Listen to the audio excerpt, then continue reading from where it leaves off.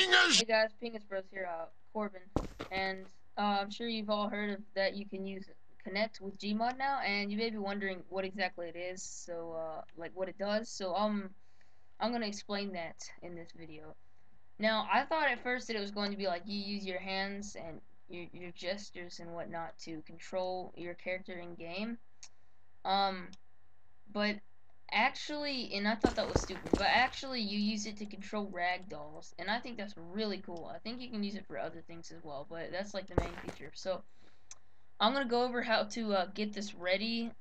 I'll tell you now, you need to connect, obviously, and coming out of the connect, there's a wire that's like a weird orange It looks like a USB sort of, but it's not really. Like it's kind of one of the corners is flattened. I think that plugs into the back of the newer Xboxes, but you need an adapter for it. So you might not have that, so you're gonna have to get that if you don't have it. But basically, you just plug that into your computer, and then you gotta restart Gmod. And basically, what you do is you take a ragdoll. I'm gonna use Mossman. You can use Team Fortress 2, Counter Strike, all kinds of ragdolls. Some of them work better than others, obviously, but here's an example. Um, you once it's installed and it recognizes your Connect, um, you just pull up the context key. It's C by default, and then you right click on the ragdoll and hit Control with motion sensor right there. You can also place multiple sensors if you want to, like on all sides. It kind of helps. But the way it works is if there's a ragdoll, in front of the sensor field of vision and it's set to control, when you get up into a certain range and you get in front of your Connect, uh, you can control the ragdoll with your movements. I'll show you right now.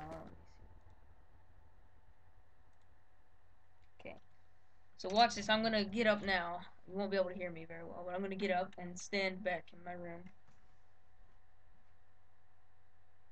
So I'm basically just standing, and I'm moving my arms, and it works pretty well. It's got limits. If I try to like wrap my arms around myself, it doesn't work very well. And the legs, unless you have the Connect pointed at your feet, you can't really see what your legs are doing.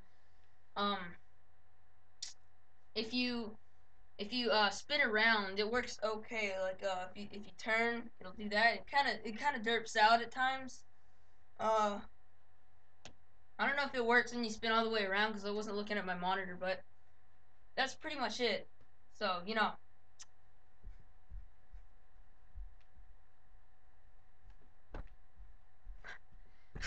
and when you go away, it just falls back. So uh, yeah, that's pretty much it. There's some other things that you can do that are really cool, like for instance, watch this. I saw this in Garry Newman, the guy's making it. Garry himself, he made a video on it, and what they did is they attached a camera. I'm having a lag spike. I have no idea why this is happening. Anyways, they attached a camera to an NPC or Ragdoll's head, and it created this really cool first-person perspective thing. Make sure that's aligned.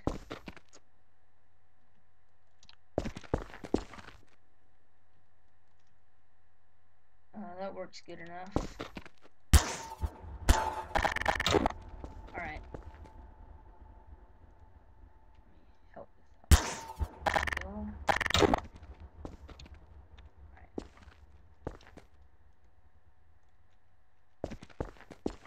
Now watch.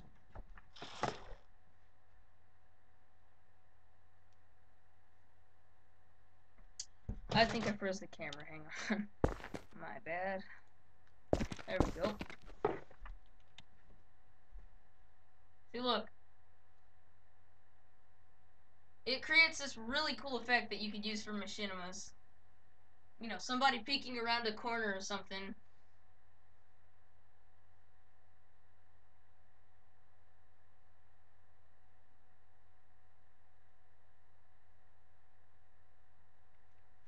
So yeah, there's a lot of potential with this. You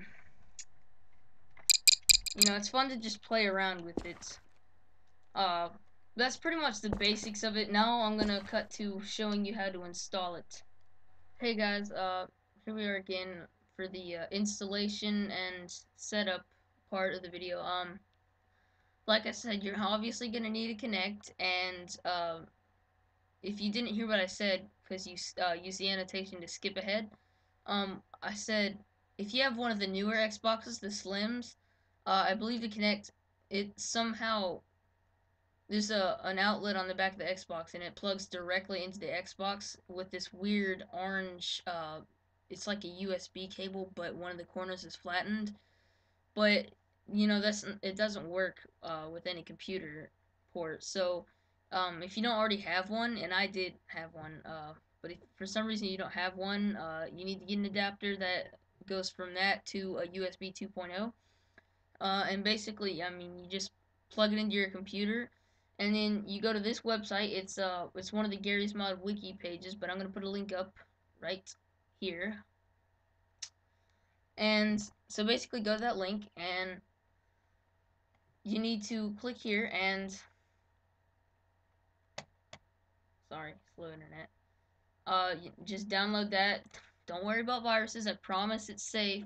It's made by Microsoft themselves, specifically to be used on the computer. That software. Um, and if it's not working, you would click here and get these files and install them. But I think you should just do that anyways, because it's not gonna hurt. And you know it's probably not gonna work anyways unless you get these. It's really kind of derpy, for lack of a better term. So you basically download both of those setup files, and then you run them and install them, and you don't have to like open any sort of application. All you have to do is just install those, and then restart Garry's Mod if you had it open while you were doing that, and then plug. And when you're at the main menu, you'll see this box here. If it's working, your Kinect should turn on. Obviously, you should see the green light blinking on it, and the infrared laser turned on, and you'll see this little box here that has a Kinect symbol, and you click on that, and that's to show the video box. This will also help you know if it's working up. I don't know if you can see that, but here I am. Hi. You know, you check that if you want to see it. You can change where it goes, how big it is. And if it's blocking something in game, if you mouse over it, the window fades away. So, yeah, install both of those files, and it should work. Make sure it works once again by going in here and making sure that little box there is there at the bottom, and that the video box works, and you know, it's actually showing live video feed of you. And that's pretty much it. So, yeah, thanks for watching. This has been the Pingus Bros. Bye.